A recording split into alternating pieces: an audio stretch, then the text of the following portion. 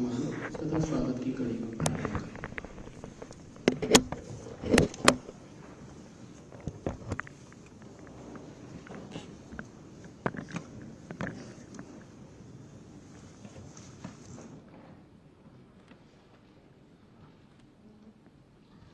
आरोग्य भारती के प्रतिनिधि मंडल बैठक के इस उद्घाटन सत्र में उपस्थित माननीय मुख्यमंत्री श्री योगी आदित्यनाथ जी, मूल रूप से आप गढ़वाल क्षेत्र से हैं।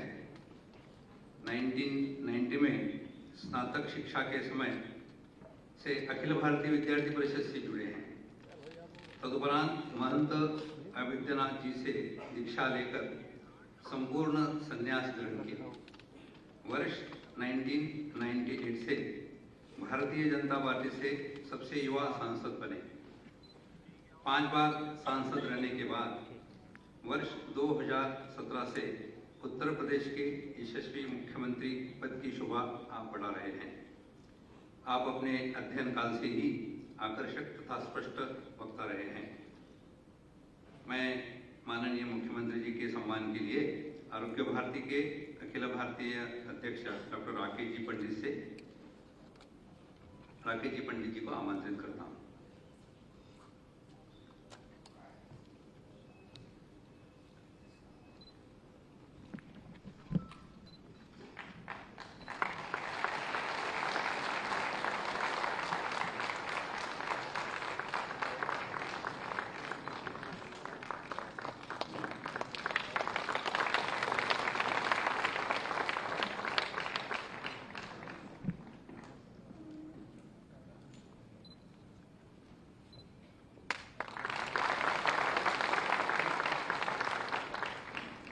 मंच पर श्रीमान डॉक्टर मनमोहन जी वैद्य उपस्थित है। मनमोहन जी का जन्म संघ परिवार में नागपुर में हुआ। आपके पिता संघ के अधिकारी रहे। प्रारंभिक शिक्षा उपरांत आपने पीएचडी की उपाधि प्राप्त की।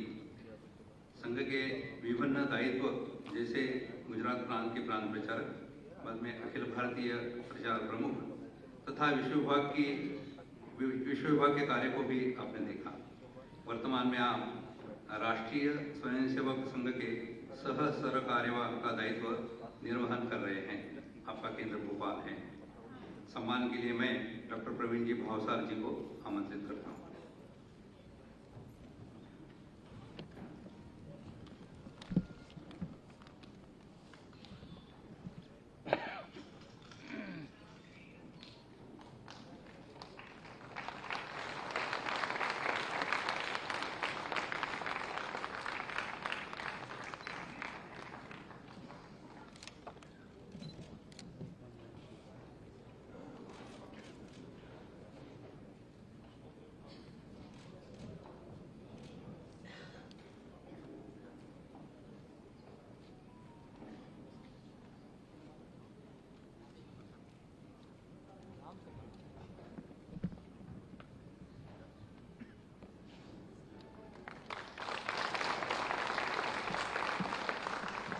मंच पर उपस्थित राजेश कोटेजा जी मूल रूप से गुजरात से हैं। आप बाल्यकाल से ही स्वयंसेवक रहे हैं। आप प्रारंभ से ही सेवा कार्य से उन्मुख हैं। आपने आयुर्वेद में स्नातक एवं स्नातकोत्तर प्रतिष्ठित गुजरात आयुर्वेद विश्वविद्यालय से पूर्ण किया। बाद में नानाजी देशमुख द्वारा स्थापित महात्मा गांधी ग्रामोदय विश्वविद्यालय में भी अपनी सेवाएं दी। आयुर्वेद क्षेत्र में अग्रणी कार्य हेतु भारत सरकार ने वर्ष 2015 में पद्मश्री से आपको पुरस्कृत किया। वर्तमान में आप वर्ष 2017 से भारत सरकार के आयुष मंत्रालय के सचिव पद पर कार्य कर रहे हैं। सम्मान के लिए मैं श्रीमान कीर्ति कुमार जी को आमंत्रित करता हूँ। कीर्ति कुमार जी।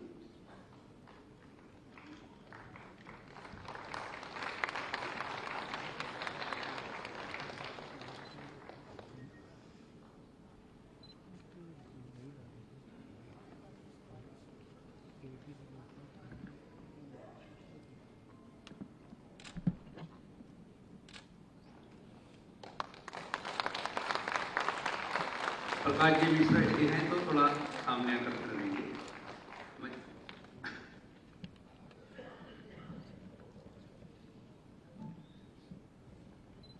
मंच पर श्रीमान जगदीश जी गांधी उपस्थित हैं। आप शिक्षा के क्षेत्र में अनुकरणीय कार्य के लिए जाने जाते हैं। आप महात्मा गांधी जी और विनोबा भावे से प्रेरित हैं। आपने सिटी मॉन्टेसरी स्कूल के संस्थापक कार्यवाहक के रूप में और कार्य किया है। CMS ने विश्व के सबसे बड़े विद्यालय होने का कीर्तिमान स्थापित किया है। सम्मान के लिए मैं श्रीमान प्रकाश जी मिश्रा जी को आमंत्रित करता हूं।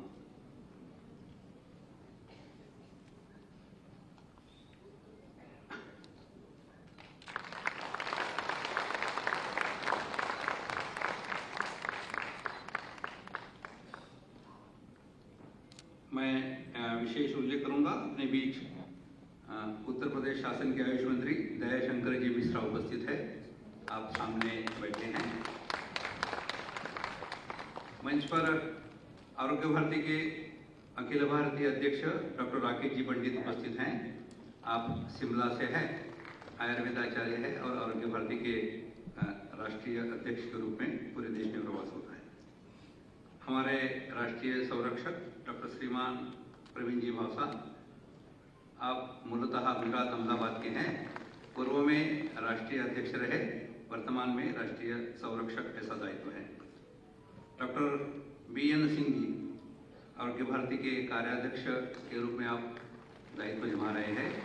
लखनऊ के हैं, होम्योपैथी के अच्छे जानकार हैं। धन्यवाद।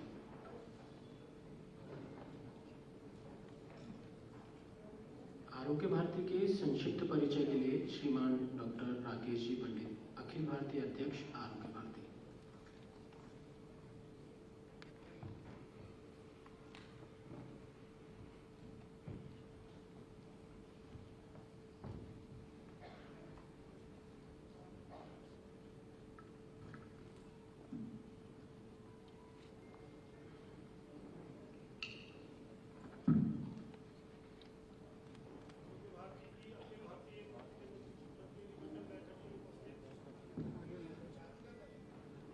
आरोग्य भारती की अखिल भारतीय प्रतिनिधिमंडल बैठक में आज मुख्य अतिथि के रूप में पधारे उत्तर प्रदेश के माननीय मुख्यमंत्री श्रीमान योगी आदित्यनाथ जी, राष्ट्रीय स्वयंसेवक संघ के सर सहकार्यवाह श्रीमान मनमोहन वैद्य जी,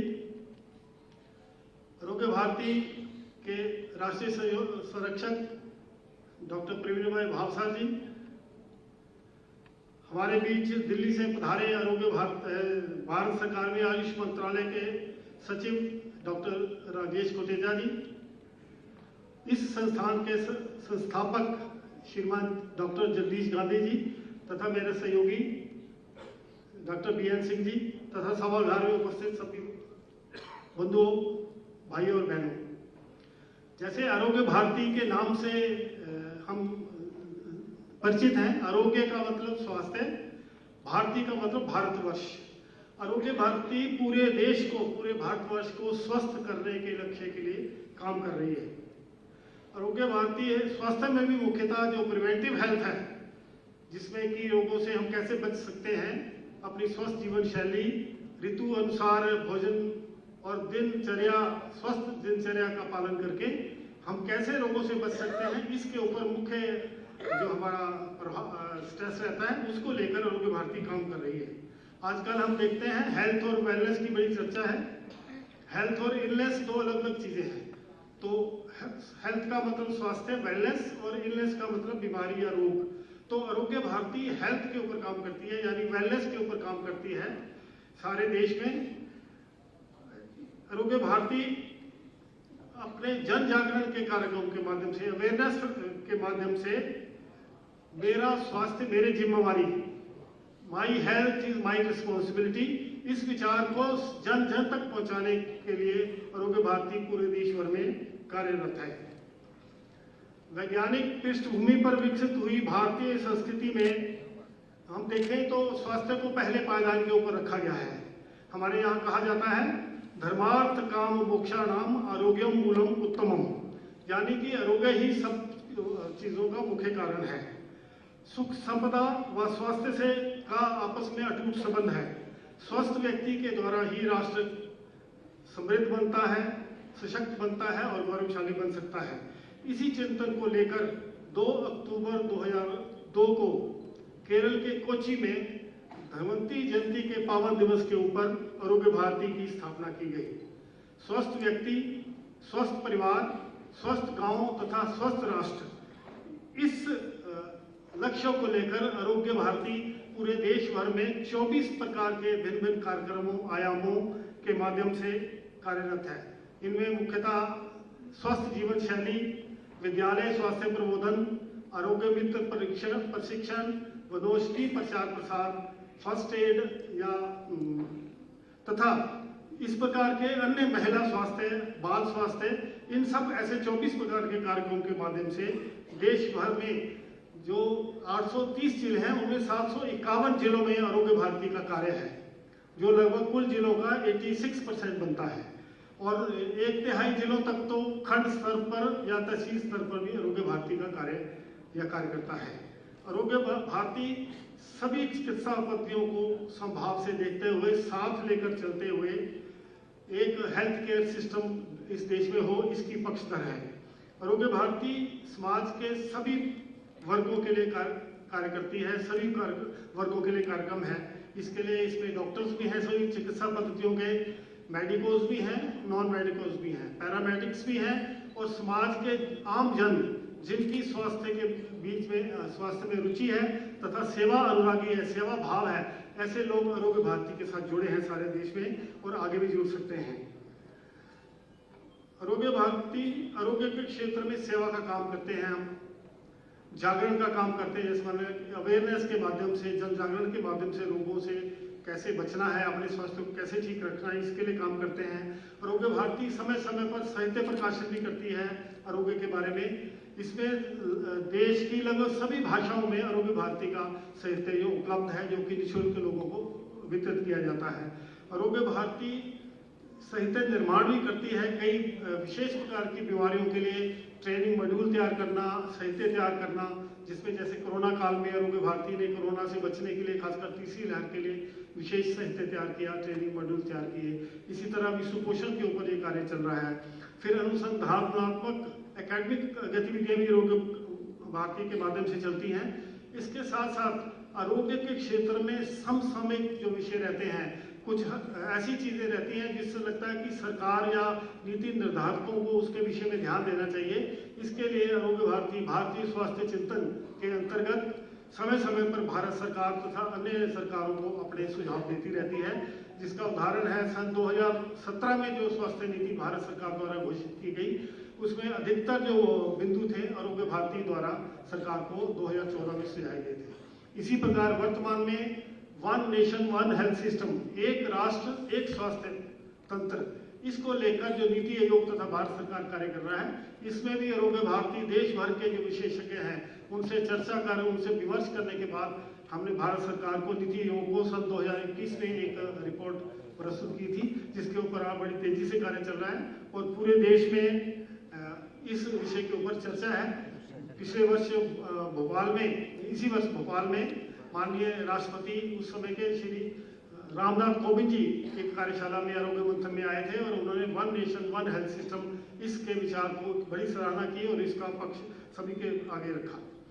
इस तरह हम देखते हैं आरोग्य के जो सभी पहलू हैं उनको साथ लेकर आरोग्य भारती बिल्कुल ग्रासरूट लेवल पे कार्य करती है। आज बड़ा सौभाग्य का विषय है कि हमारे बीच माननीय मुख्यमंत्री जी तथा अन्य अधिकारीगण उपस्थित हैं और हमें आरोग्य भारती के बारे में और भी जानकारी मिलेगी। मुझे लगता है मुझे इतना ही कहना है। धन्यवाद।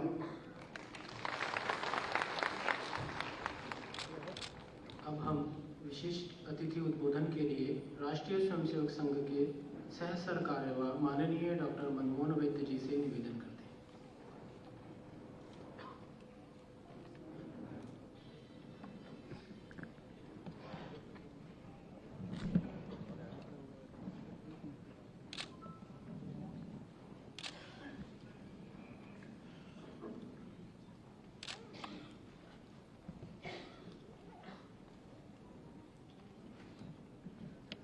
आरोग्य भारती के इस प्रतिनिधि मंडल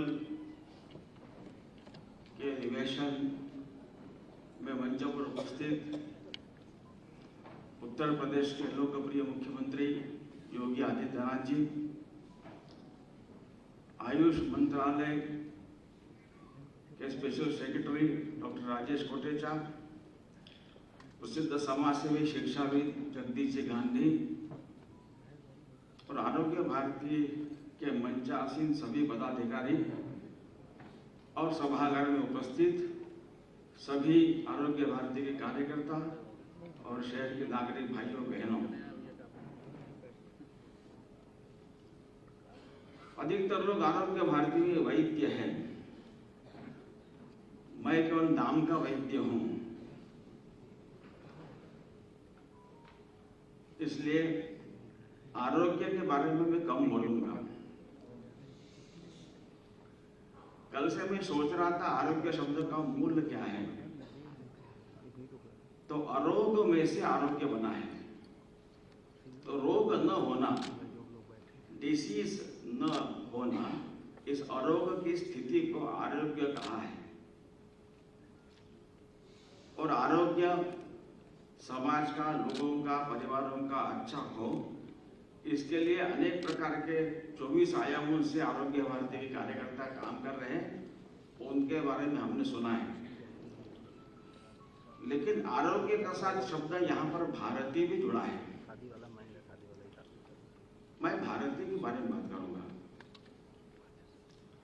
हमें समाज में लोगों को जो बीमार है, जो रोगी है, उनको रोग से मुक्त करना है, हर प्रकार के प्रयत्न करने हैं। लेकिन इसके साथ साथ हमको उनसे एक संबंध, आत्मीय संबंध बांधकर उनको भारत सिखाना है, अपने आचरण व्यवहार से उनको भारत दिखाना है और उनके अंदर का सुप्त भारत के भाव को जगाना है। ये भी साथ साथ काम करना है, इसलिए इसको आरोग्य भारती कहा है। भारत की दुनिया में एक विशिष्ट पहचान है, उसका आधार भारत की आध्यात्मिकता है। Spirituality based way of life that makes Bharat distinct. इस आध्यात्मिकता के कारण ही, जीवन दृष्टिकोण आध्यात्मिक होने के कारण ही सारी सृष्टि को वो कनेक्टेड, एकात्म ऐसा देखता है। और इसने इस भारत के सारे समाज के व्यक्तित्व को, पर्सनैलिटी को शेप दिया है। जैसे अभी यहाँ मेरे कहते समय स्वस्थ राष्ट्र के उल्लेख किया, मैं अरोग, निरामय, स्वस्थ तीन में अंतर करता हूँ। राष्ट्र का स्वस्थ होना यानी अपने स्व में स्थित होना, तो राष्ट्र का यह स्व जगाना पड़ेगा। स्वाधीनता, स्वतंत्रता, स्वावलंबन, स्वदेशी, इस सब में जो स्व है वह भारत का यह आध्यात्मिक चिंतन के कारण जो व्यक्तित्व बना है वह वास्तव में भारत का स्व है, जो किसी के विरोध में नहीं है, सबको साथ लेकर चलने की इसकी विशेषता है, क्षमता है। ऐसा इसका इतिहास रहा है। संक्षेप में इस भारत की इस पर्सनैलिटी के जो प्रमुख पहलू है, पहला पहलू है एकम सद विप्रह बहुधा वदन्ति। सत्य ईश्वर एक ही है, एक है, एक ही नहीं, एक है।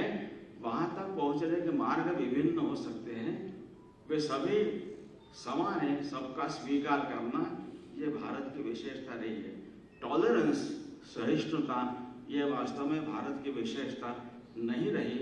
ऐसा स्वामी विवेकानंद ने 1893 के अपने भाषण में कहा है। क्योंकि टॉलरेंस में एक प्रकार का इनटॉलरेंस है। जब मैं कहता हूँ मैं आपको बर्दाश्त कर रहा हूँ, मतलब मेरा तो मारने का मन हो रहा है, लेकिन इट डजंट लुक गुड, मैं बर्दाश्त करूंगा। इसलिए स्वामी जी कहते हैं we go beyond tolerance and we accept all ways to be true. सबका स्वीकार। स्वामी जी ने कहा कि मुझे गर्व है यह कहते हुए कि हमारी संस्कृत भाषा में एक्सक्लूजन के लिए कोई शब्द नहीं है, क्योंकि हम किसी को छोड़ते नहीं है। सबका समावेश करते हुए साथ लेकर चलना, ये भारत की एक विशेषता है। और अनेकता में एकता देखकर विविधता में ऐक्य प्रस्थापित करना, ये भारत की विशेषता है। इसलिए भारत का वर्णन कंट्री ऑफ डाइवर्स कल्चर्स ऐसा होता है, वास्तव में सही नहीं है। सही बात यह है, India has a culture that celebrates diversity. तो विविधता का उत्सव मनाने का सिखाने वाली है। यह भारत की एक ही संस्कृति है जिसका आधार आध्यात्मिक है।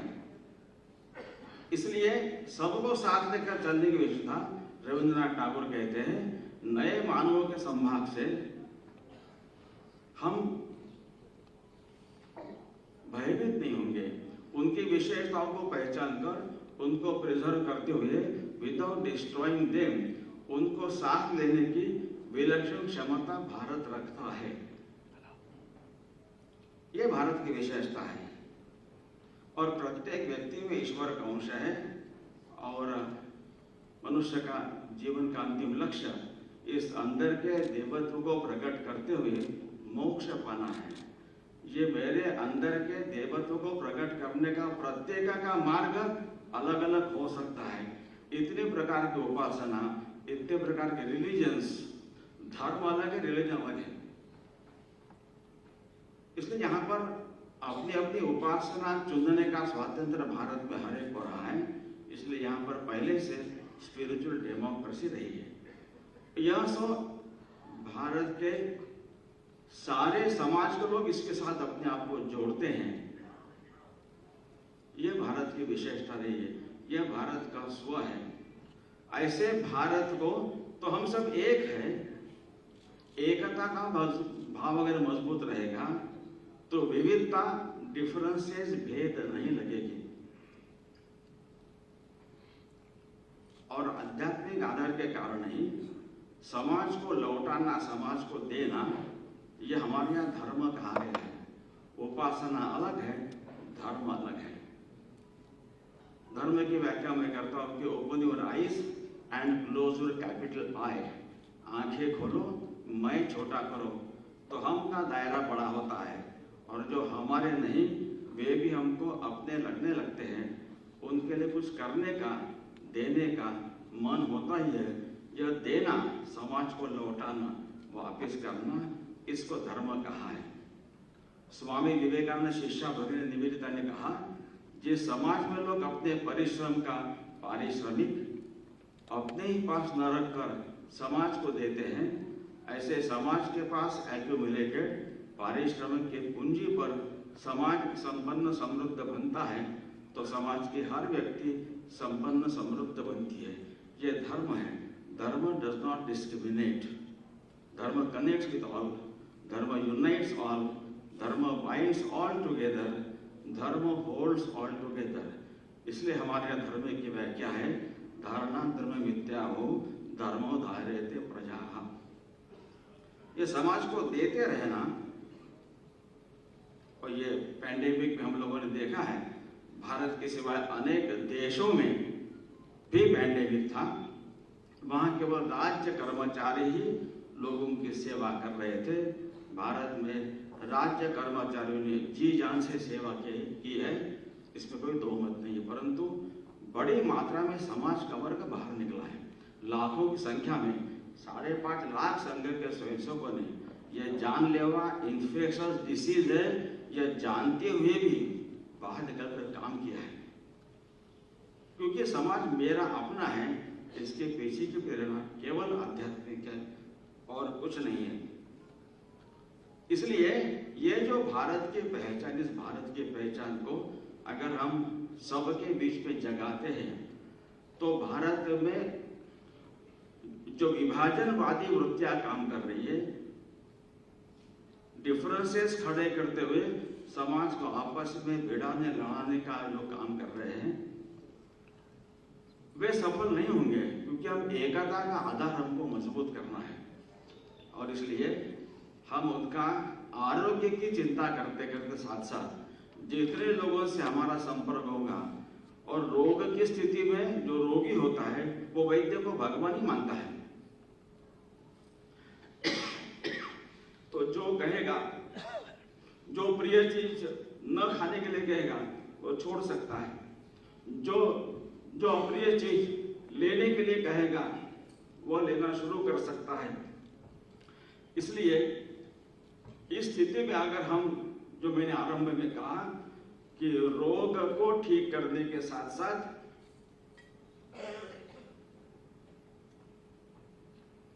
जो आरोग्य भारती नाम रखा है, तो भारत उनको सिखाना, समझाना पड़ेगा।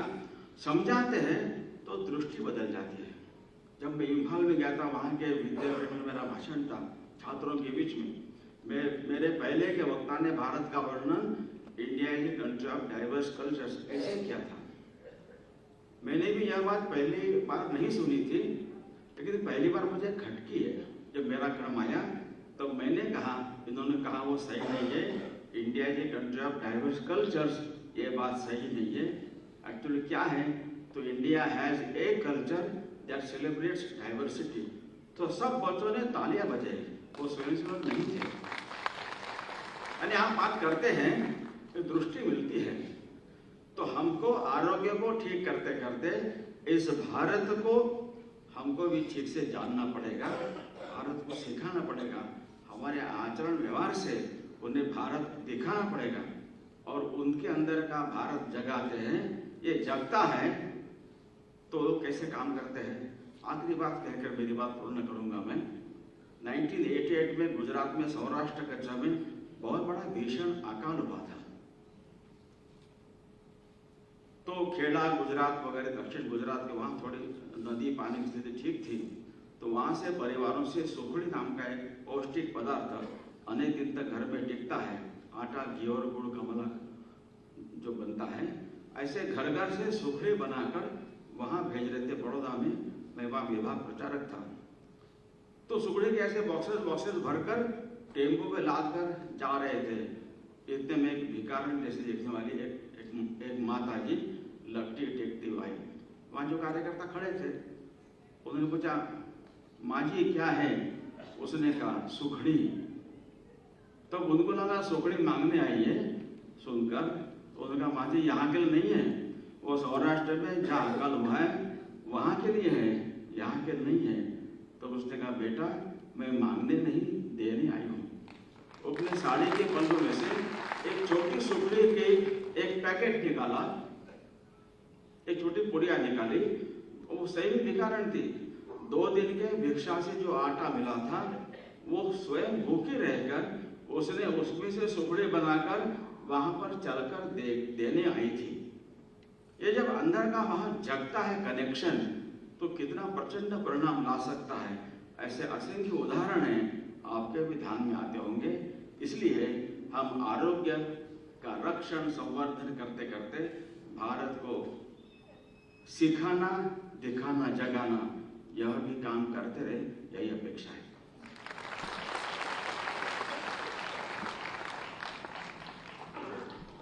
श्रीमान डॉक्टर मनसुख लक्ष्मीभाई मंडाविया जी का जन्म गुजरात में हुआ। आपका प्रारंभिक अध्ययन गुजरात भावनगर से हुआ। आप प्रारंभ से ही अखिल भारतीय विद्यार्थी परिषद तक गुजरात के दायित्ववान कार्यकर्ता रहे। तदुपरांत वर्ष 2002 में गुजरात में विधायक रहकर सेवाएं दी। भारतीय जनता पार्टी और भारत सरकार के विभिन्न दायित्वों का निर्वहन करते हुए वर्तमान में आप भारत सरकार के स्वास्थ्य एवं परिवार कल्याण मंत्रालय के माननीय मंत्री पद पर सुशोभित हैं। आज किन्हीं कारणोंवश आप कार्यक्रम में उपलब्ध नहीं हो सके। हम सभी उनका संदेश सुनेंगे।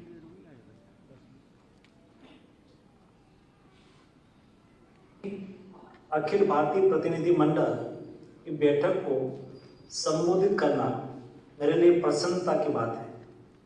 लखनऊ में आयोजित इस बैठक के उद्घाटन सत्र में मैं खुद यहाँ आकर उपस्थित रहना चाहता था, लेकिन मैं आपके बीच वहाँ नहीं आ पाया और मुझे वर्चुअली शामिल होना पड़ रहा है।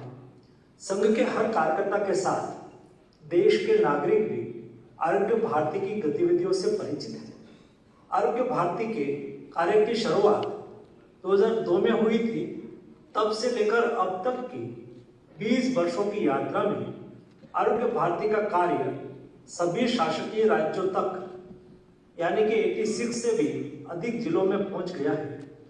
आरोग्य भारती स्वास्थ्य को संपूर्णता में देखता है और इसकी सुविधा देश के अंत्योदय तक पहुंचे, यही उद्देश्य है जिस पर हम लगातार कार्य कर रहे हैं। माननीय प्रधानमंत्री श्री मोदी जी की हेल्थ को टोकन में नहीं लेकिन टोटल में देखने की बात हमेशा रही है। जब हम स्वास्थ्य को संपूर्णता में देखने की बात करते हैं तो उसका मतलब होता है कि प्रिवेंटिव एस्पेक्ट और क्रिएटिव एस्पेक्ट दोनों पर काम करना होता है। पहली बार किसी प्रधानमंत्री ने हेल्थ को विकास के साथ जोड़ा। प्रधानमंत्री जी ने हेल्दी इंडिया वेल्दी इंडिया की सोच देश के सामने रखी।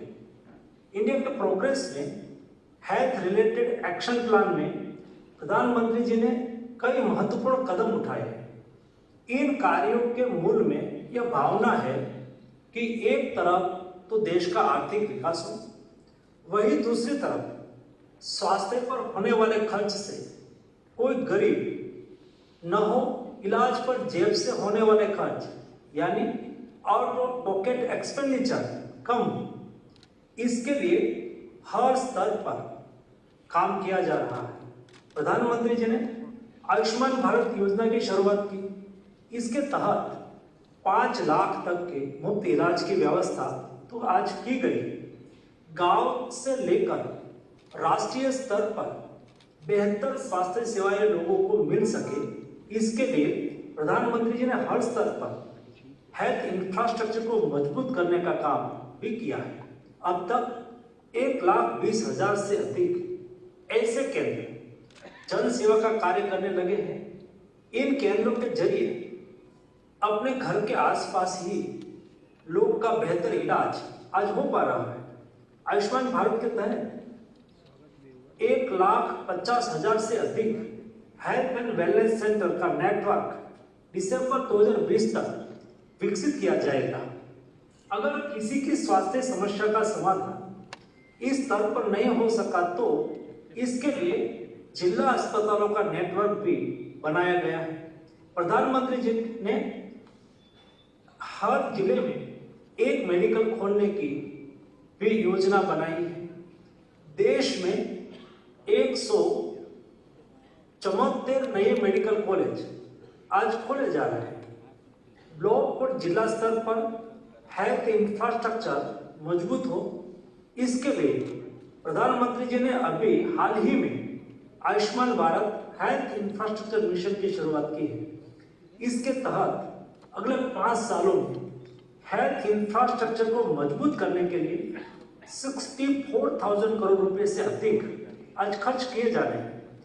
जिला स्तर के अस्पतालों से बड़े अस्पताल में अगर किसी के इलाज की शुरुआत है तो ऐसे लोगों के लिए प्रधानमंत्री जी ने देश भर में एम्स का नेटवर्क तैयार किया है। आज भी जब गुणवत्तायुक्त स्वास्थ्य सेवा की बात हो या गुणवत्तायुक्त स्वास्थ्य शिक्षा की, हमारे जहान में सबसे पहला नाम एम्स का ही आता है। पूरे देश में एम्स की संख्या बढ़ाकर 22 की जा रही है। इससे लोगों को टर्शरी केयर की बेस्ट सुविधा अपने ही राज्य में मिल रही है। सिर्फ अस्पताल खोलने से तो काम चलेगा ही नहीं, इनमें पर्याप्त संख्या में डॉक्टर भी होना चाहिए। मुझे बताते हुए गर्व होता है कि पिछले 7 वर्षों में मोदी जी के नेतृत्व में मेडिकल सीटों की संख्या में अभूतपूर्व वृद्धि हुई है। 2013-14 में पूरे भारत में तकरीबन 51,000 अंडर ग्रेजुएट मेडिकल सीटें थी। प्रधानमंत्री जी के प्रयासों से इन सीटों की संख्या में तकरीबन 45,000 की वृद्धि हुई है और इनकी संख्या बढ़कर 96,000 से भी अधिक आज के दिन में हो चुकी है। इसी तरह पोस्ट ग्रेजुएट मेडिकल सीटों की संख्या तकरीबन 31,000 से थी, उससे बढ़कर वह 60,000 से अधिक ऑलरेडी हो चुकी है। यानी सिर्फ 7 सालों में देश में पोस्ट ग्रेजुएट मेडिकल सीटों की संख्या में तकरीबन 29,000 यानी कि 29,000 की वृद्धि हुई है। हम सब जानते हैं कि इलाज पर होने वाले कुल खर्च का तकरीबन 60% खर्च दवाओं पर होता है। इसके लिए राष्ट्रीय स्वास्थ्य मिशन के तहत सरकारी अस्पतालों में मुफ्त दवाइयां उपलब्ध कराई जा रही है। साथ ही 8,750 से अधिक प्रधानमंत्री जन औषधि केंद्र के जरिए सस्ती और गुणवत्तापूर्ण जेनेरिक दवाएं बाजार से काफी कम कीमत पर आज उपलब्ध कराई जा रही है।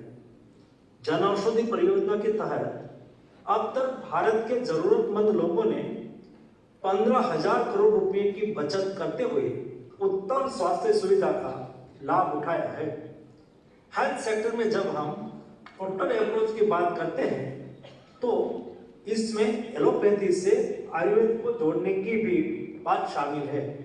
आज भारत सरकार बेहतर स्वास्थ्य सेवाएं उपलब्ध कराने के लिए एलोपैथी और आयुष के बीच इंटीग्रेशन करने का काम भी बहुत तेजी से हो रहा है। आज वैश्विक स्तर पर फार्मा, मेडिकल डिवाइस, वैक्सीन के क्षेत्र में हमारे देश की बोलबाला है। जब आपातकाल होता है पूरी दुनिया हमारी तरफ देखती है। प्रधानमंत्री जी के कुशल नेतृत्व में कोरोना के समय अपने देश को बचाते हुए हमने 150 से ज्यादा देशों को वैक्सीन और दवाइयां पहुंचाई और मानवता के प्रहरी बन के अपना कर्तव्य निभाया। आज मेडिकल वैल्यू ट्रैवल का भारत एक ग्लोबल हब बन रहा है। पूरी दुनिया हाई टेक्निक्स के साथ सस्ते इलाज के लिए हमारे देश का रुख करती है। यही कारण है कि हम विश्व के लिए स्वास्थ्य मामले में डेस्टिनेशन ऑफ चॉइस बनने के सामने आए हैं। ये संपूर्ण देश के लिए गर्व की बात है। आयुष्मान भारत अमृता योजना की बात हो या प्रधानमंत्री जन औषधि परियोजना, उज्ज्वला योजना की बात हो या स्वच्छ भारत मिशन की या नल जल योजना की, भारत सरकार द्वारा शुरू की गई सभी स्वास्थ्य संबंधी योजनाओं ने देश के आम जन के जीवन में खुशहाली का संचार किया है। अब लोगों को यह भरोसा हो गया है कि उनकी सरकार उनके साथ है। उनके हर दुख दर्द में सरकार का सहारा है। बेहतर हेल्थ इंफ्रास्ट्रक्चर, डॉक्टर की बढ़ी हुई संख्या और किफायती दर पर गुणवत्तापूर्ण दवाइयों की उपलब्धता से स्वस्थ भारत का निर्माण आज हो रहा है। इस स्वस्थ भारत के निर्माण में सरकार के साथ साथ आरोग्य भारती जैसे संगठनों और देश के आम नागरिकों की भी अहम भूमिका रही। मुझे पूरा विश्वास है हम सब मिलकर प्रधानमंत्री जी के स्वस्थ भारत समृद्ध भारत के संकल्प को साकार करें। धन्यवाद।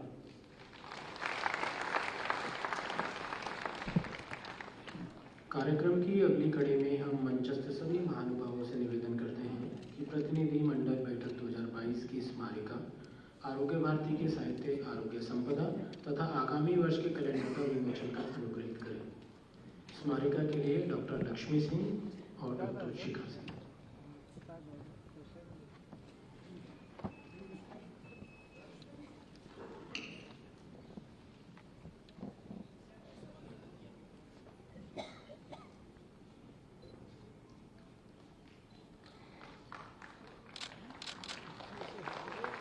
हर वर्ष की भांति इस बार भी स्मारिका की टैगलाइन स्थानीय आधार पर निर्धारित की गई है। इस बार मुस्कुराइए आप लखनऊ में हैं और Lucknow the city of Lakshman ऐसे 2 टैगलाइन समाहित हैं। आरोग्य संपदा के लिए डॉक्टर मधुसूदन जी और श्रीमान किशोर सोनी जी।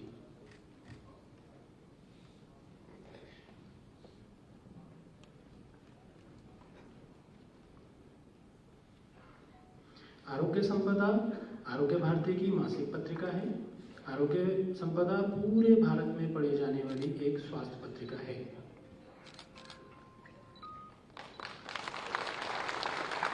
कैलेंडर के लिए डॉक्टर जूही गुप्ता और मिहिर जी।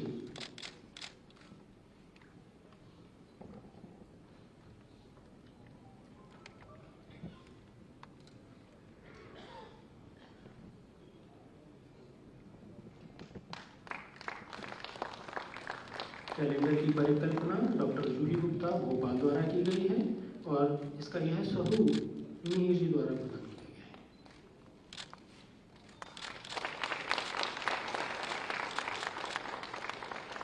यह पूरी सामग्री हम सभी प्रतिनिधियों को प्राप्त होगी।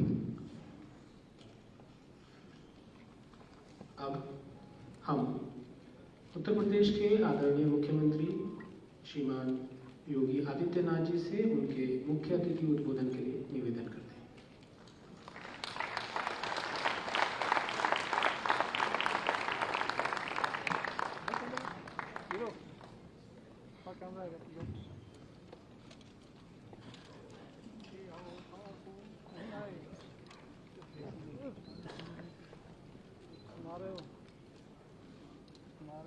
आरोग्य भारती के अखिल भारतीय प्रतिनिधिमंडल बैठक 2022 के उद्घाटन सत्र में मंच पर उपस्थित राष्ट्रीय स्वयंसेवक संघ के सह सरकारवा सम्मान्य डॉक्टर मनमोहन वैद्य जी, आयुष सचिव भारत सरकार वैद्य राजेश कोटेचा जी, आरोग्य भारती के संरक्षक डॉक्टर प्रवीण अवसर जी, राष्ट्रीय अध्यक्ष आरोग्य भारती डॉक्टर राकेश पंडित जी, राष्ट्रीय कार्याध्यक्ष आरोग्य भारती डॉक्टर बीएन सिंह जी, राष्ट्रीय महासचिव डॉक्टर सुनील जोशी जी,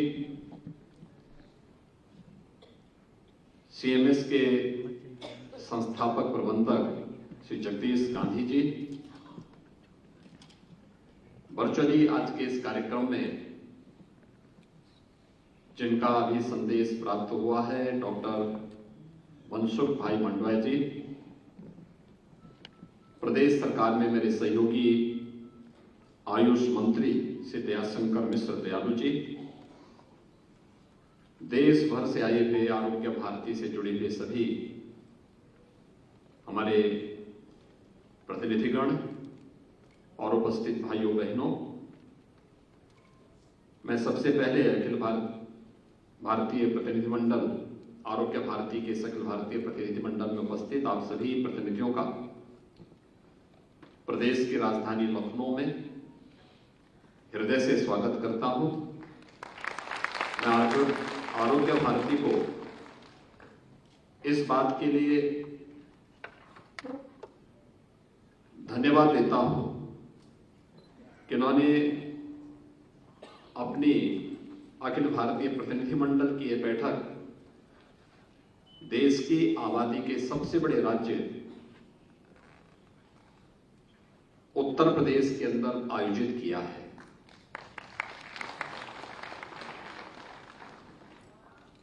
हम सब जानते हैं उत्तर प्रदेश न केवल देश की आबादी का सबसे बड़ा राज्य है बल्कि भारत की आध्यात्मिक और सांस्कृतिक विरासत का प्रतिनिधित्व भी करता है।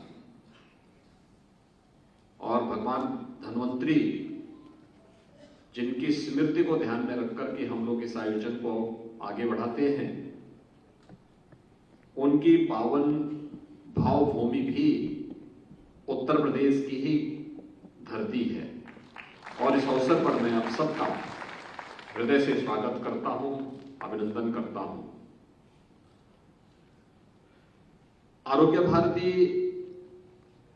अखिल भारतीय स्तर पर संपूर्ण आरोग्यता को प्राप्त करने के लिए विगत 20 वर्षों से कार्य कर रही है। और इस सदी की सबसे बड़ी महामारी के दौरान आरोग्य भारती के स्वयंसेवकों और कार्यकर्ताओं की कार्य पद्धति को हम सब ने बहुत नजदीक से महसूस भी किया। हम देख रहे थे बहुत सारी जगह इस प्रकार की स्थितियां थी कि प्रत्येक नागरिक को कोरोना जैसी महामारी से बचाव के लिए और जागरूकता के लिए जो विभिन्न प्रकार के कार्यक्रम चल रहे थे, उन कार्यक्रमों के साथ न केवल शासकीय स्तर पर बल्कि आम जनमानस की सहभागिता के माध्यम से जन जागरूकता के जिस कार्यक्रम को हाथ में लेके लिया गया था, इसे आगे बढ़ाने की जब बात सामने आई थी, तो आरोग्य भारती उन कुछ चुनिंदे संगठनों में से एक था जिसने सरकार के साथ कदम से कदम मिलाकर के बिना किसी भेदभाव के समाज के प्रत्येक तबके को उत्तम आरोग्यता प्रदान करने के लिए कोरोना कालखंड में एक कार्य भी उस अभियान के साथ जुड़ करके एक सराहनीय प्रयास किया था। जैसे कोरोना कालखंड के दौरान में देख रहा था, लॉकडाउन प्रारंभ होते ही अगर विभिन्न स्वयंसेवी संगठनों की मैं बात करता हूं, अकेले राष्ट्रीय स्वयंसेवक संघ और उससे जुड़े हुए स्वयंसेवक थे जो आम जनमानस की सेवा के लिए अपने आप को पूरी समर्पित भाव के साथ लगे हुए थे। और आरोग्यता के क्षेत्र में आरोग्य भारती से जुड़े हुए स्वयंसेवक, वैद्य और चिकित्सक इस अभियान के साथ जुड़ते हुए दिखाई दे रहे थे। उसने उस समय बहुत सारी चीजों को सामने रखा था। और जब हम भारत की बात करते हैं तो स्वाभाविक रूप से हमारे मन में बात आती है कि कोरोना में भारत का परिणाम दुनिया के किसी भी अन्य देश की तुलना में बेहतर कैसे रहा। ये सबके सामने है कि आदरणीय प्रधानमंत्री मोदी जी के नेतृत्व में समय से लिए गए निर्णय और समय पर की गई व्यवस्था के साथ साथ पूरे देश के अंदर उनका संवाद और उनका संबोधन और मार्गदर्शन कोरोना के इस प्रबंधन में एक बड़ी भूमिका का निर्वहन तो कर ही रहा था, लेकिन साथ साथ सरकारी मशीनरी के साथ साथ विभिन्न स्वयंसेवी संस्थाओं ने भी इस पूरे अभियान के साथ जुड़ करके जो कार्य किया। दूसरा, भारत की जो हमारी जीवन पद्धति है, इस जीवन पद्धति ने भी प्रत्येक नागरिक को बचाने के लिए बहुत बड़ी भूमिका का निर्वहन किया। कोई भारतीय परिवार ऐसा नहीं होगा जो अपने दैनिक भोजन में हल्दी का सेवन न करता हो। हल्दी की ताकत को और उसके सामर्थ्य को दुनिया ने कोरोना कालखंड में समझा होगा, लेकिन हजारों वर्षों से अपने नियमित दिनचर्या का हिस्सा हमारी रसोई का अगर कुछ बना है तो हल्दी जरूर बना है, या हम अपने दैनिक कार्यों में जिसका उपयोग करते रहे हैं। आयुष की ताकत को, जो आयुष की ताकत को दुनिया ने कोरोना कालखंड में भले ही समझाओ, लेकिन याद करिए 2014 में प्रधानमंत्री बनने के तत्काल बाद आदरणीय मोदी जी ने आयुष से जुड़े हुए इन सभी विभागों को एक साथ जोड़ करके देश को एक नए मंत्रालय के रूप में एक नई दिशा देने का काम भी किया। ये सभी चीजें बताती हैं कि ताकत हमारे पास पहले भी थी, लेकिन हमने कभी उसको उस रूप में महत्व देने का प्रयास नहीं किया।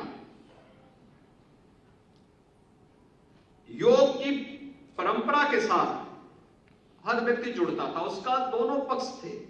कुछ लोग अपने आध्यात्मिक उन्नयन के साथ योग की परंपरा के साथ जुड़ते थे,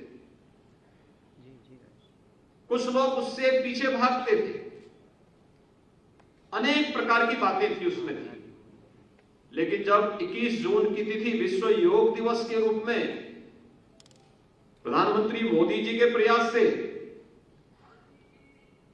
जब उसे मान्यता प्राप्त हुई, तो आज भारत ही नहीं, दुनिया के लगभग 250 देश भारत की ऋषि परंपरा के इस प्रसाद के साथ प्राप्त करने के लिए किस प्रकार से लालायित दिखाई देते हैं। 21 जून की तिथि को दुनिया के कोने कोने में, भारत के अंदर तो हर पार्क में और हर सार्वजनिक स्थान पर योग के साथ जुड़ते हुए, और जो एक कार्यक्रम बनता है पूरे पखवाड़े का, इसके साथ तो हम जुड़ते ही हैं, लेकिन दुनिया के अंदर भी योग के प्रति आम जन के मन में जो भाव है वह भारत की इस समृद्ध आरोग्यता के प्रति इस भाव को प्रदर्शित करता है। आखिर इसका भाव आया कहां से? क्योंकि भारतीय मनीषा तो एक ही बात करता रहा है कि शरीर माध्यम खलु धर्म साधनम, यानी एक स्वस्थ शरीर ही धर्म के सभी साधनों को पूरा कर सकता है। और धर्म के सभी साधन यानी एक स्वस्थ शरीर में ही निहित होते हैं। इसका मतलब उत्तम आरोग्यता को प्राप्त करना ये प्रत्येक भारतीय का पहले से ही दिनचर्या का हिस्सा रहा है, और इसलिए उसके समय पे जगने की आदत रही हो, समय पे सोने की आदत रही हो, समय पे अपने भोजन की दिनचर्या के साथ जुड़ने का रहा हो, या रसोई का हिस्सा रहा हो, या अपने जीवन के प्रत्येक संस्कार से जुड़े हुए उन सभी कार्यक्रमों को हर भारतीय परिवार और हर भारतीय नागरिक उसके साथ अपने आप को जोड़ता रहा है। भारतीय मनीषी उसी बात को लेकर के सदैव हमें एक नई प्रेरणा और नया प्रकाश देते रहे हैं। और इसीलिए कोरोना कालखंड में जब रिजल्ट की बात सामने आई, यद्यपि ये अपने आप में एक बड़ी वैसी स्थिति भी लगती है कभी कभी कि महामारी के दौरान हम लोग कैसे तुलना कर सकते हैं, लेकिन जब वैश्विक मंच पर यह बात सामने आती है तो हम लोगों को बोलने में कोई संकोच नहीं होता। हो सकता है कि हमारा हेल्थ इंफ्रास्ट्रक्चर दुनिया के अंदर यूरोप और अमेरिका जैसे देशों की तुलना में कमजोर रहा हो, लेकिन कोरोना कालखंड में बेहतरीन प्रबंधन के दृष्टि से भारत का जो परिणाम था वह इन सभी देशों से बहुत अच्छा रहा, और रिजल्ट भी हमारे पक्ष में बहुत अच्छा था। आप देखेंगे यूएस की जो कुल आबादी है वह भारत की आबादी की 1/4 है, लेकिन जब परिणाम की बात आती है तो रिजल्ट में कोरोना से भारत से 1.5 गुना मौतें अकेले यूएस में हो गई। यूरोप के परिणाम भी बहुत अच्छे नहीं थे। ये चीजें दिखाती हैं कि दुनिया जीवन में स्वानुशासन भी उतना ही महत्व रखता है जितना हेल्थ इंफ्रास्ट्रक्चर की अपनी वैल्यू होती है। और आज जिस दिशा में भारत के अंदर ये संभावनाएं बढ़ी है, हेल्थ टूरिज्म की जिन संभावनाओं को आज भारत आगे बढ़ा रहा है, इसने उन संभावनाओं में एक नई गति दी है, जो एक नए तरीके से कार्य करना प्रारंभ हुआ है। उत्तर प्रदेश जैसे राज्य की जब बात करते हैं, उत्तर प्रदेश की आबादी आज के दिन में 25 करोड़ है। 25 करोड़ की आबादी के राज्य में हमारे 75 जनपद हैं। 1947 से लेकर के 2017 तक 70 वर्षों में उत्तर प्रदेश में केवल 12 गवर्नमेंट मेडिकल कॉलेज खुल पाए थे, और 2017 से लेकर 2022 के बीच में वर्तमान में हम लोग प्रदेश के अंदर 35 नए मेडिकल कॉलेज के साथ एक जनपद एक मेडिकल कॉलेज निर्माण की प्रक्रिया के साथ जुड़ चुके हैं। जो शेष 16 जनपद हमारे बचे थे, जिन जनपदों में मेडिकल कॉलेज नहीं बन पाए थे, गवर्नमेंट या निजी क्षेत्र ने जहां पे रुचि नहीं ले पाए या समय पे उस कार्यक्रम को आगे नहीं बढ़ा पाए, वहां पर भी हमने पीपीपी मोड पर इस कार्य को आगे बढ़ाना प्रारंभ किया। तो उसमें भी हमारे 6 जनपदों में ये कार्य हम लोग चयन की प्रक्रिया के अंतिम चरणों में पहुंच चुके हैं। यानी मात्र 10 जनपद आज के दिन पर हमारे पास कुछ ही दिनों के बाद रहेंगे, जहां पे निजी क्षेत्र अथवा सरकार शासकीय माध्यम से कोई एक मेडिकल कॉलेज के निर्माण की प्रक्रिया का कार्यक्रम वहां पे पूरा किया जा सके। आज उस दिशा में तेजी के साथ प्रयास प्रारंभ हुआ है और इस दिशा में वास्तव में एक स्वस्थ समाज के निर्माण के लिए आवश्यक है कि हम प्रत्येक व्यक्ति की आरोग्यता के बारे में उस प्रकार की पहल को और उस प्रकार की जागरूकता के कार्यक्रम को आगे बढ़ाएं। और इस दिशा में जितने भी प्रयास प्रारंभ हुए हैं, आपके सामने एक उदाहरण मैं दूंगा और मैं सचमुच जिन बातों को आपके सामने रखना चाहता हूं वो बातें भी मैं आपसे कहना चाहूंगा। उनमें से जो सबसे बड़ी बात है, उत्तर प्रदेश के अंदर हमारा पूर्वी उत्तर प्रदेश, जिसमें गोरखपुर, बस्ती, देवीपाटन कमिश्नरी के साथ साथ बस आपका बरेली और सहारनपुर कमिश्नरी तक 38 जनपद हमारे ऐसे थे जहां पर मस्तिष्क ज्वर यानी इंसेफ्लाइटिस से प्रतिवर्ष हजारों मौतें होती थी। ये जो सीजन था वर्तमान में मध्य जुलाई से लेके मध्य नवंबर तक, प्रतिवर्ष इस सीजन में वहां पर 1200, 1500 से लेके 2000 तक मौतें होती थी। ये मौतें 1 से लेके 15 वर्ष तक के बच्चों की होती थी और 40 वर्ष में इन 38 जनपदों में 50,000 से अधिक बच्चों की मौतें हुई थी। आप आश्चर्य करेंगे कि 40 वर्षों में इस दिशा में कोई प्रयास क्यों नहीं हो पाया? क्यों नहीं हम उस रोग पर प्रभावी नियंत्रण करने में सफल हुए? एक भी संस्थान के पास इसके बारे में सोचने की, उस पर शोध करने की, इसका क्या कारण है, इस दिशा में एक नए अभियान को आगे बढ़ाने के लिए इतनी फुर्सत क्यों नहीं रही? मैं जब 1998 में पहली बार सांसद बना, मुझे बताया गया कि गोरखपुर के मेडिकल कॉलेज में बच्चे बहुत बड़ी मात्रा में भर्ती हैं। तो मैंने कहा ये क्या है? तो मुझे बताया गया कि ये बीमारी है, बच्चों की बीमारी है। भोजपुरी भाषा में लोगों ने कहा, उसका नाम दिया था नो की बीमारी। तो मैं देखने के लिए गया था। मैंने पूछा आखिर इसके कारण क्या है? तो क्यों लक्षण के आधार पर उपचार चल रहे थे। मैंने कहा इसका जांच कहां होता है? कहा साहब हम सैंपल भेजते हैं एनआईवी पुणे और जब तक परिणाम आता है तब तक या तो बच्चा मर चुका होता है या फिर शारीरिक और मानसिक रूप से दिव्यांग हो चुका होता है। हम लोगों ने अभियान प्रारंभ किया उसके खिलाफ। मैंने शासन से भी बात की, सड़कों पे भी आंदोलन शुरू किया और 19 वर्ष तक मैं आंदोलन करता रहा। संसद के हर सत्र में इस मुद्दे को उठाता रहा। सरकार के स्तर पर थोड़ा बहुत प्रयास हुआ भी, इतना रहा कि देखिए कितने हम अभी भी पीछे थे। इंसेफ्लाइटिस का वैक्सीन जापान में 1905 में बन गया था, लेकिन 5-6 वर्षों के आंदोलन के बाद इतना था कि वह वैक्सीन 2006 में भारत आया।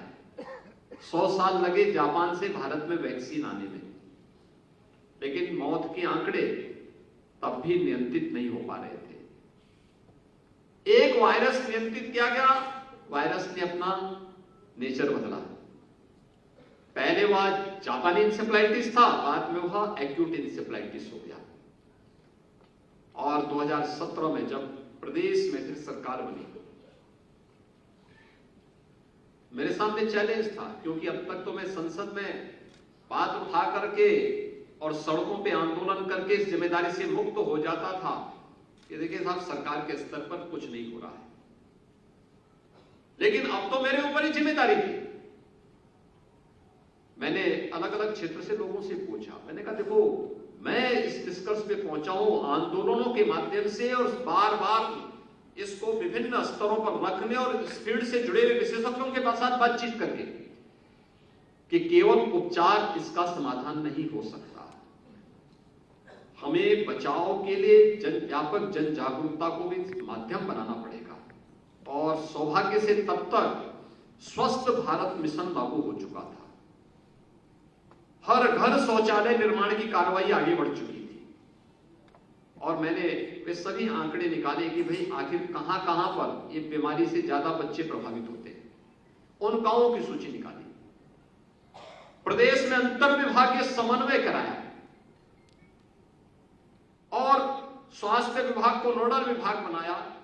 स्वास्थ्य विभाग के साथ साथ मेडिकल एजुकेशन को, आयुष को, नगर विकास को, ग्राम्य विकास और पंचायती राज को, बेसिक माध्यमिक शिक्षा को, दिव्यांगजन कल्याण विभाग को, समाज कल्याण विभाग को, महिला और बाल विकास विभाग को, इन सबको मैंने जोड़ा और फिर मैंने सामूहिक रूप से इस अभियान को आगे बढ़ाया।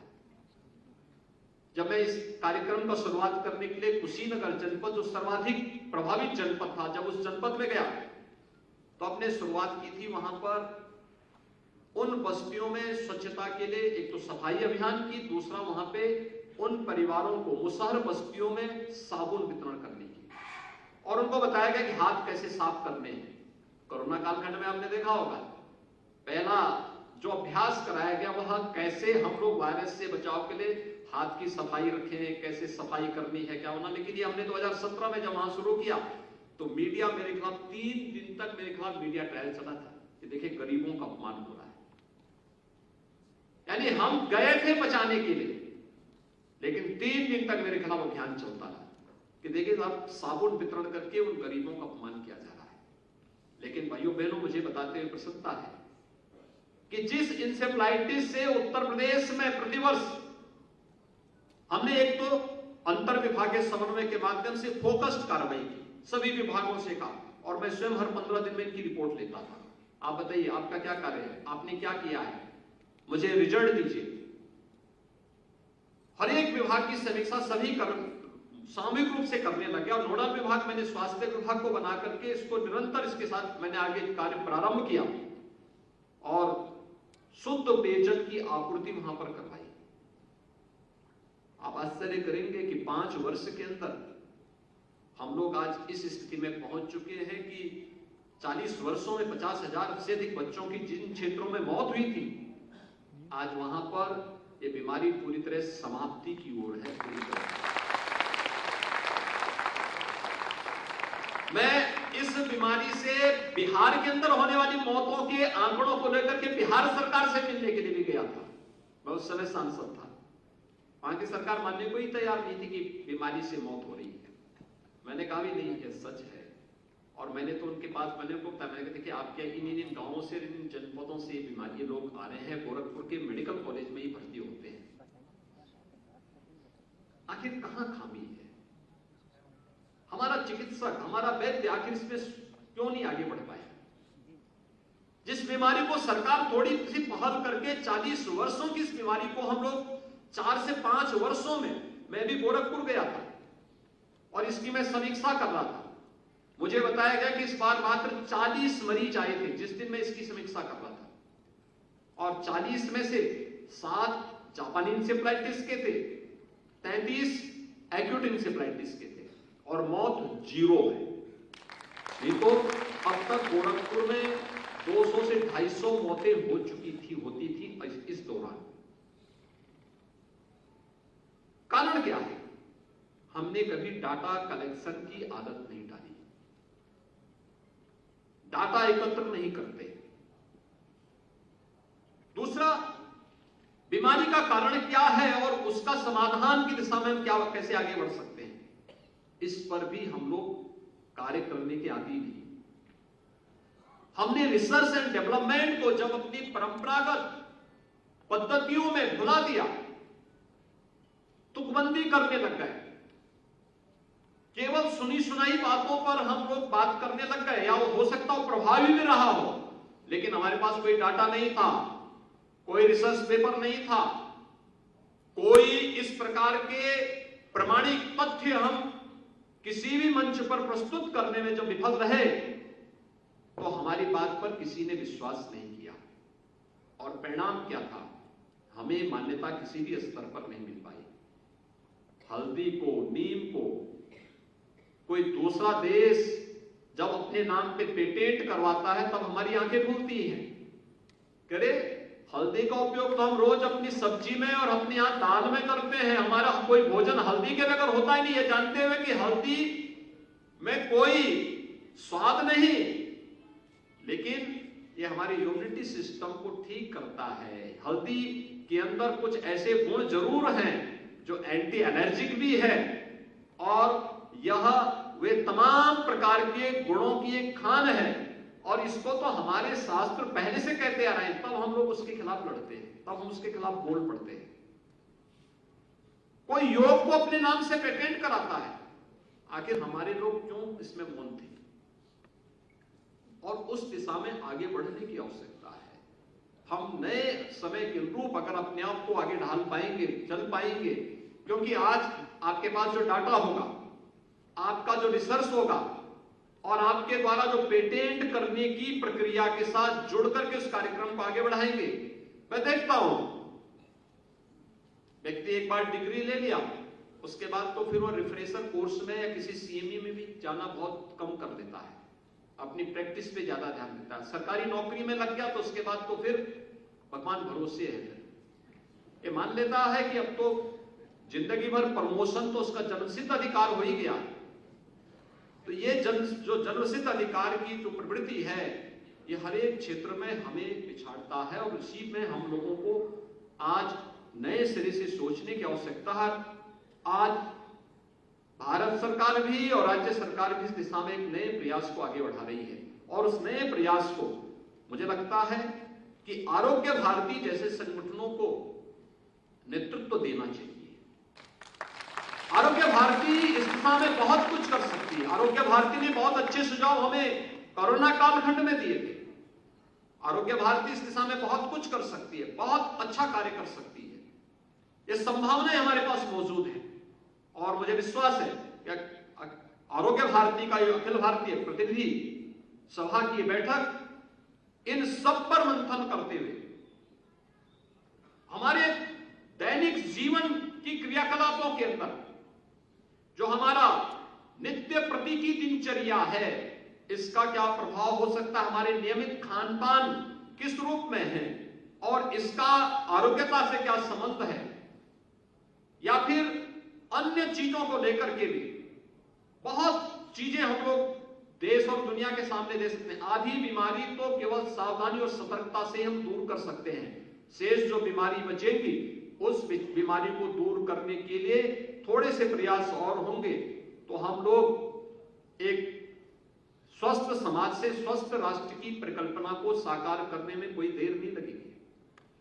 आज आप देख रहे होंगे एक नई व्यवस्था हमने बना, एक नई जो चीजें प्रारंभ हुई है खेती बाड़ी में भी, जो अन्न हम पैदा करते हैं, सब्जी पैदा करते हैं, फल पैदा करते हैं, केमिकल फर्टिलाइजर और पेस्टिसाइड कितने बड़े पैमाने पर आप डालते हैं, कितने बड़े पैमाने पे उसमें पड़ता है। प्राकृतिक खेती, और प्राकृतिक खेती के साथ ही उसके सर्टिफिकेशन की कार्रवाई को भी उसके साथ जोड़ना। सरकार ने इस दिशा में प्रयास प्रारंभ कर दिया। हम लोग अब पिछले 2 वर्ष के अंदर 1,10,000 हेक्टेयर भूमि को हमने प्राकृतिक खेती के साथ जोड़ा है। अगले 1 वर्ष के अंदर फिर हम लोगों ने 1 लाख हेक्टेयर को प्राकृतिक खेती के साथ जोड़ने के लक्ष्य के साथ अब कार्य कर रहे हैं। उसके सर्टिफिकेशन के लिए भी हम लोगों ने अपने 4 कृषि विश्वविद्यालयों को कह दिया है कि भाई आपको अपनी लैब को इन्हें सर्टिफाई करने के लिए तैयार करना है।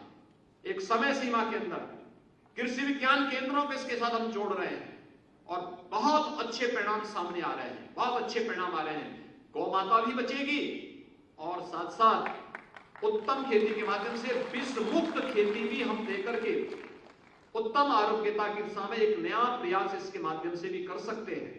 इसमें तमाम संगठन कार्य कर रहे हैं। इस दिशा में भी आरोग्य भारती जैसी संस्थाओं को भी शोध करने की आवश्यकता है, क्योंकि जो कुछ भी खाएंगे वह व्यक्ति के पेट में जाकर के अगर गलत होगा, विष होगा, तो विष तो अपना प्रभाव दिखाएगा ही, और अगर वह विष मुक्त होगा तो उसकी उत्तम आरोग्यता में भी उसका योगदान हो सकता है। हर घर नल की योजना कैसे इस दिशा में अच्छा प्रयास हो सकता है। शुद्ध पेयजल की भूमिका क्या हो सकती है, ये हर घर नल योजना के माध्यम से भी, जल जीवन मिशन के माध्यम से इसे भी प्राप्त करने में बड़ी मदद मिल सकती है। अन्य क्षेत्रों में भी बहुत कुछ हो सकता, छोटे छोटे प्रयास, डाटा कलेक्शन, पीएचडी में किस रोगी में कौन से लक्षण है और इसके कारण क्या है, इन सभी चीजों को, बहुत सारी चीजें ऐसी होंगी जो थोड़ी सी, कभी कभी व्यक्ति बीमारी केवल शारीरिक ही नहीं होती, मानसिक भी होती है। एक बार मुझे एक संत कहे, उन्होंने कहा मैं बहुत बीमार हूं, तो मैंने कहा चलो मैं आपको दिल्ली दिखाता हूं। 4 लोग उनको टांग करके लेके आ गए रेलवे स्टेशन पर। मेरे लिए बड़ी समस्या कि इनको कहां मैं लेके जाऊं। खैर मेरे पास बर्थ था, मैंने उसमें उनको लिटाया। दिल्ली में मैं उनको हॉस्पिटल में लेके गया, एम्स में लेके गया। एम्स के डायरेक्टर ने उनको देखा और एम्स के डायरेक्टर ने कहा कि इनको तो कोई बीमारी नहीं। वो कह रहे साहब मैं तो लखनऊ में जो है इतने हजार की जांच करा चुका हूं, मुझ पे बेड भी बन चुकी है, सब कुछ हो चुका है। डॉक्टर ने उनकी बेड उतारी और उसको डस्टबिन में डाल दी। वो चिल्लाए, अरे साहब ये तो हजारों रुपए की बेड है। कहा ये हजारों रुपए की बेड ही नहीं, आपकी बीमारी का कारण भी है। उन्होंने कहा पैदल थोड़ा चलिए। वो थोड़ा भयभीत थे, कहा मैं गिर जाऊंगा। कहा गिरने दीजिए। वो थोड़ा चले, कहा आपको कोई बीमारी नहीं है, आप केवल समय पे जगने की आदत डालिए, समय पे भोजन लेने की आदत डालिए और अपने खान पान को दुरुस्त कर लीजिए, आपको कोई बीमारी नहीं। मैं एक पेन किलर दे रहा हूं। उन्होंने मुझसे कहा योगी जी आप इनको थोड़ा कुछ योगासन सिखा दीजिए, ये ठीक हो जाएंगे, कोई बीमारी नहीं। और मैं देख रहा था उसके बाद वो कम से कम 20 साल और जिए और स्वस्थ जीवन जिए। एक हमारी रहन सहन खान पान की जो पद्धति है ये भी बीमारी का कारण बनता है। इन सब पर भी ध्यान देकर हमें इसके डाटा कलेक्शन करने चाहिए, फिर उसको प्रकाशित करने चाहिए, अच्छे मैगजीन में, अच्छे जर्नल में जाएं। फिर जो चीज आपको लगता है कि बहुत नया है, अगर आवश्यकता पड़ती है उसके पब्लिकेशन के साथ साथ उसके पेटेंट की प्रक्रिया के साथ भी जुड़ने की दिशा में प्रयास करेंगे। तो मुझे लगता है कि आरोग्य भारती को इस दिशा में एक नए अभियान को अपने हाथ में लेने की आवश्यकता है। इस नए एज की, न्यू एज की इस पद्धति को जब हम अपनाएंगे तो आप देखना वैश्विक मंच पर एक बार फिर भारत छाता हुआ दिखाई देगा। इन्हीं शब्दों के साथ मैं अखिल भारत आरोग्य भारती के भारतीय प्रतिनिधिमंडल का प्रदेश की राजधानी लखनऊ में हृदय से स्वागत करता हूं, आप सबका अभिनंदन करता हूं। और मुझे पूरा विश्वास है कि आप यहां पर अपने चिंतन और मंथन से जिस अमृत को यहां से निकालेंगे उसको आम जन तक पहुंचाने में एक बड़ी भूमिका का निर्वहन करेंगे। इस पूरे कार्यक्रम की प्रति मेरी शुभकामनाएं। धन्यवाद। जय हिंद।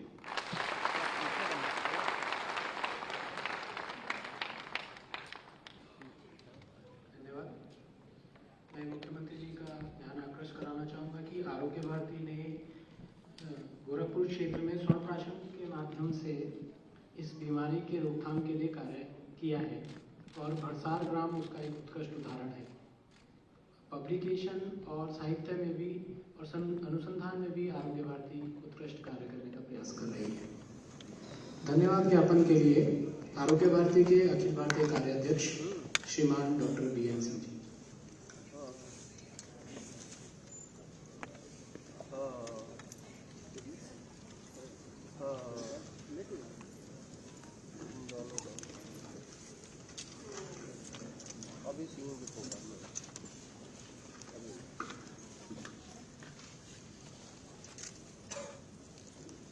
अति सम्मानित मंच, सम्मानित समाज,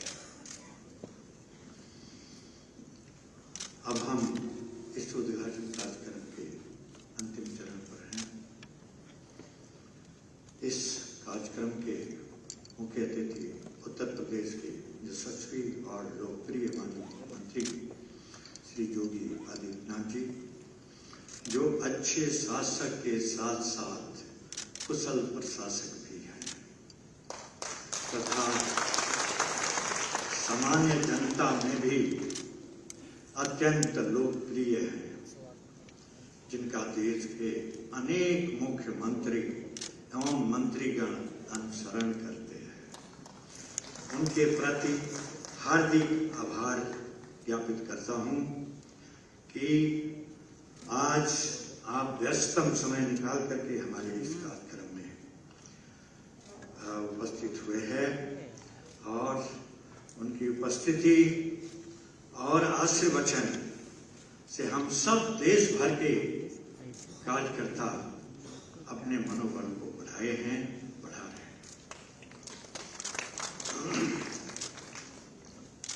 दूसरे डॉक्टर श्री मनसुख मांडविया जी, जो भारत सरकार में माननीय स्वास्थ्य एवं परिवार कल्याण माननीय मंत्री हैं, यद्यपि उनकी किसी खास व्यवस्था के कारण वीडियो के माध्यम से अपना संदेश ही हमें दे पाए हैं, उनके लिए भी हम धन्यवाद ज्ञापन करते हैं।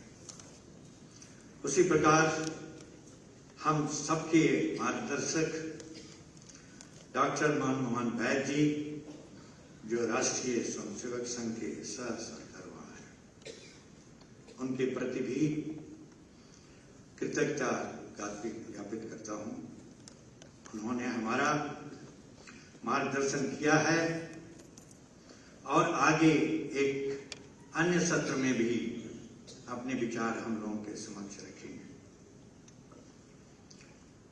आज सौभाग्य से हमारे बीच हमारे इस उत्तर प्रदेश सरकार के आयुष माननीय मंत्री श्री दयाशंकर जी, मिस्टर दयालु जी उपस्थित हैं।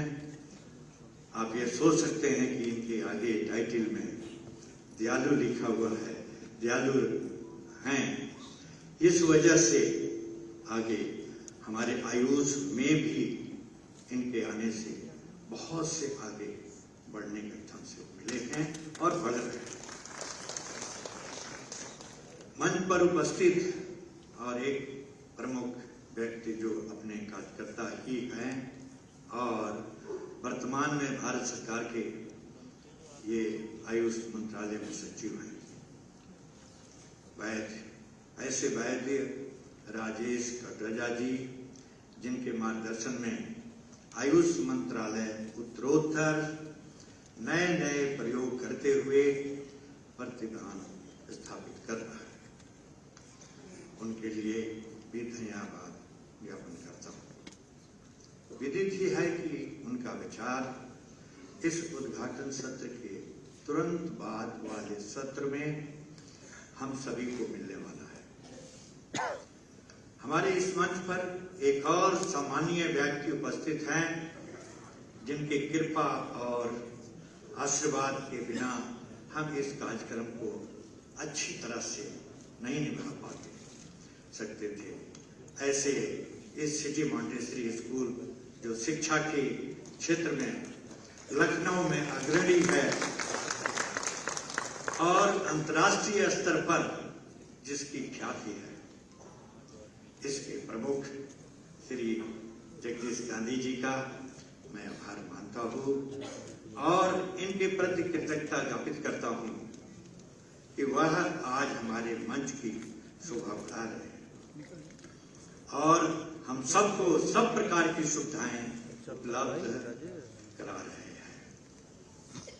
हमारे निमंत्रण पर लखनऊ महानगर और प्रदेश के अन्य स्थानों से पधारे ऐसे गणमान्य नागरिक बंधु भगिनीगण उपस्थित हुए हैं, उनको भी मैं धन्यवाद ज्ञापित करता हूं कि उन्होंने इस कार्यक्रम में उपस्थित होकर जहां एक तरफ आरोग्य भारती और उसके विचार की जानकारी मिली है, वहीं दूसरी तरफ हमारे देश भर के आए हुए प्रतिनिधियों को भी लखनऊ महानगर की प्रतिभाओं का आभास हुआ है। इस कार्यक्रम में जन सामान्य तक पिछले कई दिनों से आरोग्य भारती की जानकारी और समाचार पहुंचाने वाले ऐसे सभी मीडिया के बंधु भगिनी जो इस कार्यक्रम को कवर कर रहे हैं, उनको भी मैं धन्यवाद देता हूं और आशा करता हूं कि वे भविष्य में भी आरोग्य भारती के प्रति इस प्रकार का सहयोग करते रहेंगे। इस अंत में मैं सभी को आभार करता हूं, धन्यवाद करता हूं। कार्यक्रम का उद्घाटन सत्र अभी समाप्त होगा। सभागार में उपस्थित सभी सुधीरों से निवेदन है कि वह पेय पदार्थ के लिए भोजनशाला भूतल पर प्रस्थान करें। अगला सत्र 20 मिनट के बाद इस सभागार में प्रारंभ होगा। 12 बजे हम सभी लोग